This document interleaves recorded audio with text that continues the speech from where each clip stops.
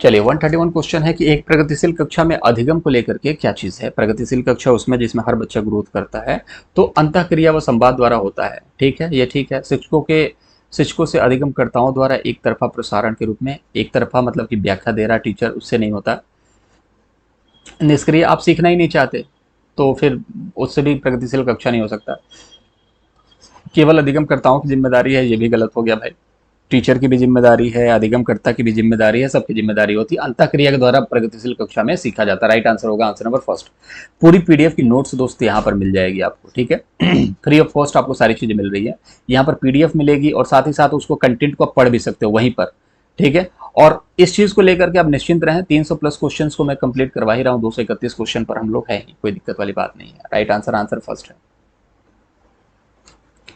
गणित के शिक्षकों की लड़कियों से कक्षा में बहुत कम अपेक्षा रखनी चाहिए। लड़कियों में गणित की समझने की आनुवंशिक क्षमता नहीं होती है। तो ये दोनों गलत है यार, सरासर गलत है। आंसर नंबर 4 होगा। लड़कियों, ये रूढ़िवादिता है, लड़कियां गणित नहीं सीख सकती और उनको समझने की आनुवंशिक क्षमता नहीं होती है, तो याद बात है। आंसर नंबर 4 होगा राइट, क्योंकि दोनों गलत है, ऐसा नहीं है, ठीक है। दूसरी बात करें, भाषा के संदर्भ में राष्ट्रीय शिक्षा नीति 2020 किस पर बल देती है, तो ये बहुभाषिता पर बल देती है। राइट आंसर होगा आंसर नंबर फर्स्ट, ठीक है। तो बहुभाषिता मतलब कि एक भाषा से ज्यादा भाषा, जैसे तीन भाषा के बारे में बात करी जाती है यहाँ पर, हिंदी, इंग्लिश या फिर कोई और क्षेत्रीय भाषा आपकी, ये आपको आनी चाहिए, ठीक है। और एक भाषा से रिलेटेड कोई बात नहीं होती है, ठीक है। ये सारा चीजें बेकार है। आंसर होगा बहुभाषिता, आंसर नंबर फर्स्ट। मूल्यांकन का उद्देश्य क्या है? अधिगमकर्ताओं में असफलता का डर पैदा करना, बुरे प्रदर्शन के लिए बच्चों को शर्मिंदा करना, अधिगमकर्ताओं के प्रदर्शन की एक दूसरे से तुलना, और अधिगमकर्ताओं को सीखने की प्रक्रिया मदद करने के तरीके योजना खोजना।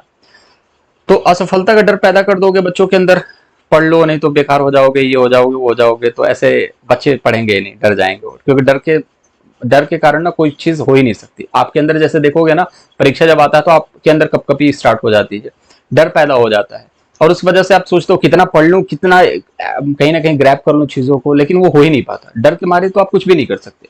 बुरे प्रदर्शन करने के बाद आपको शर्मिंदा कर दिया जाए कि देखो रवि को, देखो कितना अच्छा काम कर रहा है और तुम कैसे हो, तुम्हें तो कुछ आता ही नहीं है, ठीक है, पढ़ना लिखना है नहीं, सिर्फ खेलना कूदना है। अधिगम की दूसरों से तुलना करना, जैसे रवि से तुलना कर दी गई आपकी। सीखने की प्रक्रिया मदद करने के तरीके खोजना। अब बच्चा जो है, अगर मान के चलो कि उसके नंबर कम आ रहे हैं, तो तरीके अपना चुके हो, उससे तो काम नहीं हो रहा, तरीके अलग खोजो ना, ताकि वो उस तरीके से सीख सके। आंसर नंबर जो होगा 4 होगा राइट आंसर, ठीक है। चलिए, कौन सा समालोचनात्मक चिंतन को बढ़ावा देगा? सौर प्रणाली की आरेख बनाओ, आरेख बनाने की, 328 को 984 से गुणा करना, शिक्षा का अधिनियम किस वर्ष में पारित हुआ। अब देखो, समालोचनात्मक चिंतन क्या होता है? जिसमें डिटेल में चीजों के बारे में बात करी है, ठीक है। अब एक समस्या के कई सारे समाधान, मतलब एक टॉपिक के कई सारे पॉइंट अगर बताए तो उसको बोला जाता है समालोचनात्मक चिंतन, क्रिटिकल थिंकिंग। तो आरेख बना दोगे, कोई चित्र बना दोगे, तो उसमें क्रिटिकल थिंकिंग थोड़ी ना हो जाएगी आपकी। आप हो सकता है अच्छा ड्राइंग बना सको, तो उससे आप ये नहीं बता सकते कि आप क्रिटिकल थिंकिंग वाले हो, समालोचनात्मक चिंतन वाले हो। इसमें गुणा कर दोगे तो बहुत बड़ा, ऐसा तो है नहीं कि बहुत बड़ा काम कर दिया आपने। शिक्षा का अधिकार अधिनियम किस वर्ष में पारित किया गया था, ये बता दिया आपने कि 2009 में। जैसे 2009 जो है, शिक्षा का अधिकार 1 अप्रैल 2010 को पारित हुआ था, ठीक है। जिसमें 16 से लेकर के 18 साल तक के बच्चों, 6 से लेकर के 14 साल तक के बच्चों को मुफ्त और अनिवार्य शिक्षा की बात करी गई थी। मतलब कि क्लास 8 तक के बच्चों को कोई फीस नहीं दी जाएगी और नहीं फेल किया जाएगा। अब यहाँ पर शहरी और वैश्वीकरण के विभिन्न सामाजिक स्तरों के लोगों के बीच अलग अलग प्रभाव का विश्लेषण करना। विश्लेषण मतलब होता है कि चीजों को तोड़ तोड़ करके डिस्कस करना, ठीक है। जैसे कि ये है 10, अब 10 को विश्लेषित करना है तो आप क्या करोगे, 2 + 8, ठीक है, 2 × 5, इस तरीके से विश्लेषण करना, टुकड़ों में तोड़ करके। तो ये जो चीज होती है ना, ये समालोचनात्मक चिंतन को बढ़ावा देती है। आंसर नंबर 4 जो होगा वो आपका राइट आंसर होगा। चलिए, 236 है, अधिगमकर्ताओं की व्यक्तिगत भिन्नताओं को ध्यान में रखने के लिए एक शिक्षिका को अधिगमकर्ताओं के पूर्व अनुभवों की उपेक्षा करनी चाहिए। अधिगमकर्ताओं के पूर्व अनुभवों को शामिल कर उनका संचयन करना चाहिए। अधिगमकर्ताओं के आकलन हेतु एक समान तरीकों का इस्तेमाल करना चाहिए।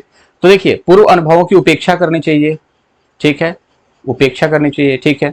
देखते हैं आगे, पूर्व अनुभवों को शामिल करके उनका संचयन करना चाहिए, तो ये बिल्कुल फैक्ट है। किसी की उपेक्षा नहीं करनी चाहिए। जैसे बोलते हैं ना कि हम आपकी उपेक्षा करते हैं, इस बात से मतलब कि हम आपकी बात से सहमत नहीं है। तो मतलब कि ये है कि आप अगर कोई अनुभव लेकर के हमारे पास आते हैं, हम एक शिक्षक के तौर पर कहेंगे नहीं नहीं, अपने अनुभव अपने पास रखो बेटा, हमें अपने अनुभव शेयर मत करो। अधिगमकर्ताओं के पूर्व अनुभवों को हम शामिल कर लेते हैं अगर, कि ठीक है तुम्हारा अनुभव भी बहुत काम का है, तुम्हारा अनुभव भी काम का है बेटे, तुम्हारा भी, सबका अनुभव बहुत यादगार रहने वाला, सबसे बहुत बढ़िया है आप लोगों का अनुभव, और सभी के अनुभव से सीखा जाता है। देखिए बहुत सारे करोड़पति हैं और हर एक करोड़पति का अलग अलग थ्योरी होता है, अलग अलग स्टोरी होती है, एक स्टोरी किसी की नहीं होती। कोई बल्ब के नीचे कहीं ना कहीं आप देखो, कोई ट्यूबलाइट के नीचे पड़ता है, कोई इतना गरीब था भूखे मरता था, एक रोटी नहीं मिलता था, लेकिन आज करोड़पति बन गया है। सब अब स्टोरी बनती है, बनाई जाती है, वो तो बात की बात है, लेकिन स्टोरी तो अलग अलग होती है, तो सबका अनुभव अलग अलग है। ठीक है, आंसर नंबर जो सेकंड होगा मेरे हिसाब से राइट आंसर है। अब आगे देखते हैं।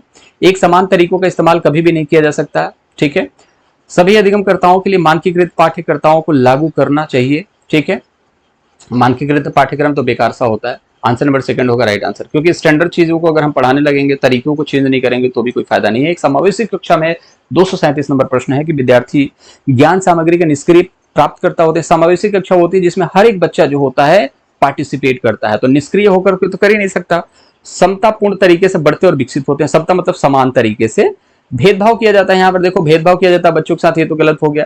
विद्यार्थी पूरी तरीके से अपने दम पर अधिगम में आने वाली बाधाओं को दूर करते हैं, तो अपने दम पर बाधाओं को दूर करते हैं, ये तो थोड़ा सा कंफ्यूजन क्रिएट कर रहा है। अपने दम पे जो बाधाओं को दूर करते हैं वो तो हो जाते हैं आपके क्रिटिकल थिंकिंग वाले बच्चे, लेकिन पूरी तरीके से आप यहां पर देखोगे ना, पूरी तरीके से लिखा है, तो मेरे हिसाब से तो ये वाला आंसर गलत हो जाएगा। आंसर जो होगा वो सेकंड होना चाहिए, क्योंकि हर एक बच्चा जो है तरीके से एक दूसरे के साथ मिलकर के बढ़ता है। और फिर मैं एक बार बोल रहा हूं कि मेरे तरफ से ये होगा, और यहां पर देखो आंसर जो हो गया मेरे तरफ से, और ये सीटेड की तरफ से भी ये आंसर सही माना जाता है। रीजन क्या है कि हर एक बच्चे का जो हर एक टीचर का सबका अपना अनुभव है, क्या क्वेश्चन के बारे में उनकी क्या सोच है, लेकिन सीटेड क्या सोचता है वो आपको यहां पर देखनी है। ठीक है, तो अब मेरे हिसाब से 2 था और वाकई में 2 आंसर भी सही है। चलिए, आर्थिक रूप से कमजोर वर्ग के विद्यार्थियों की शिक्षा के संबंध में शिक्षा का अधिकार अधिनियम 2009 के खंड 12 द्वारा निम्नलिखित में से किसकी सिफारिश की गई है? केवल सरकारी विद्यालयों में दाखिला होना चाहिए, तो बहुत गलत बात हो गई। निजी विद्यालयों में दाखिला केवल व्यावसायिक शिक्षा का प्रावधान, उनके लिए अलग विद्यालय, तो ये बड़ा सा टफ सवाल है।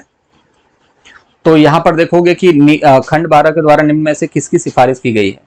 तो केवल सरकारी विद्यालय में और निजी विद्यालय में। तो केवल सरकारी में जाएंगे तो भी दिक्कत है, केवल निजी में जाएंगे तो भी दिक्कत है। निजी विद्यालय में दाखिला, निजी मतलब कि प्राइवेट, थोड़ा सा कंफ्यूजन हो जाता है निजी को लेकर के। ठीक है, निजी मतलब होता है प्राइवेट, जैसे निजीकरण, प्राइवेटाइजेशन। तो यहां पर आप देखोगे कि बच्चों को ना, यहां पर किस चीज के कमजोर वर्ग के बच्चे हैं जो आर्थिक रूप से, ओके ईडब्ल्यूएस है। ठीक है, ईडब्ल्यूएस है, इनको 25% सीटें रिजर्व करी जाती है। कहां पर? निजी विद्यालय में। तो आंसर नंबर 2 जो होगा आपका राइट आंसर होगा। ठीक है, अगर मान के चलो कि आपका विद्यालय जो है आपके घर से बहुत ज्यादा दूर है सरकारी वाला, तो आप प्राइवेट स्कूल में जो कि आपके घर के आसपास है वहां पर जा सकते हैं। अगर गरीब हैं तो उसको सर्टिफिकेट्स वगैरह लगेंगे और उसके बाद आप वहां पर एडमिशन ले सकते हैं अगर वो देना चाहें तो। ठीक है, बाकी बहुत रेयर होता है। चलिए, निम्नलिखित में से कौन सी अधिगम क्षमता गणितीय गणना करने की क्षमता को सीधे प्रभावित करती है? तो डिस्कैलकुलिया, बिना किस देखे। आंसर नंबर फर्स्ट ग्राफिया वो होता है जिसमें से आप देखोगे कि डिस्ग्राफिया में लिखने को संबंधी जो प्रॉब्लम्स होती है, जैसे ग्राफ बनाना, लिखना पेन से। डिसलेक्सिया पढ़ने से संबंधित दिक्कत होती है। और डिस्प्रैक्सिया जो होती है आंख और जो लिखने का जो आई कोऑर्डिनेशन है, जो कि समन्वय नहीं बना पाता है बॉडी से इंसान, उस चीज को लेकर के है। ठीक है, तो अपने अंगों पर समन्वय नहीं बैठा पाने को डिस्प्रैक्सिया कहते हैं। फिलहाल के लिए अब गणितीय गणना आंसर नंबर फर्स्ट होगा। चलिए, विविध आवश्यकताओं वाले विद्यार्थियों को शामिल करने के लिए निम्न में से किसकी आवश्यकता होती है? तो लचीला पाठ्यक्रम, बैठने की निश्चित व्यवस्था नहीं हो सकती, ये गलत होता है। लचीला पाठ्यक्रम, मानकीकृत गलत, पुस्तक केंद्रित गलत हो गया। आंसर नंबर सेकंड जो होगा राइट आंसर होगा। ठीक है, तो इसकी जो पीडीएफ जो है ये सारी चीजें आपको यहां पर मिलेंगी। ठीक है, etoutstudy.com पे। यूट्यूब चैनल को सब्सक्राइब करेंगे, टेलीग्राम चैनल पर जरूर जुड़िए, वहां पर अपडेट मिलता रहता है रेगुलर बेसिस पर। और 300 प्लस क्वेश्चंस की सीरीज हम लोग यहाँ पर कंप्लीट करने जा रहे हैं। 60 क्वेश्चंस और पेंडिंग है, और इस तरह करने के बाद सीडीपी में 30 में 30 प्लस आएंगे ही आएंगे, कोई नहीं रोक सकता। चलिए